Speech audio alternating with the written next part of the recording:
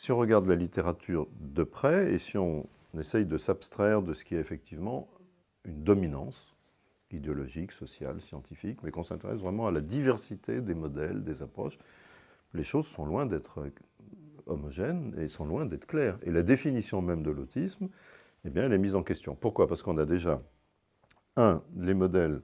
Les trois modèles. Alors, le modèle classique, c'est de dire l'autisme, c'est un déficit ou une somme de déficits ou une combinaison de déficits. Bon, c'est longtemps comme ça, et là, dans le fond, il n'y avait pas de problème d'école.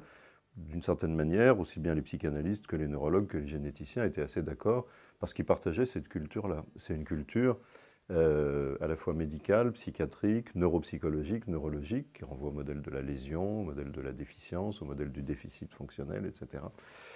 Bon, le problème, c'est que ce modèle, il est, comme on dit aujourd'hui, challengé, en tout cas, il est mis en concurrence avec d'autres hypothèses qui, elles, soulignent non pas les sous-fonctionnements, mais les surfonctionnements. Il me semble quand même important de faire dialoguer les modèles du déficit et les modèles de surfonctionnement, parce que clairement, ils ne disent pas la même chose. Ce qui ne veut pas dire qu'ils sont contradictoires.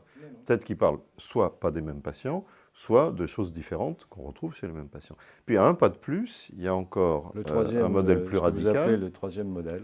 ce qui n'est plus un modèle psychiatrique, qui est un modèle social, qui est la revendication de l'autisme comme un style, comme un mode d'être au monde, un mode d'être à soi, un mode d'être aux autres, un phénotype. Et ça, c'est intéressant. Modèle de la différence, donc, c'est-à-dire ni le normal moins quelque chose, ni le normal plus quelque chose, mais quelque chose qu'il faut prendre comme une particularité en soi.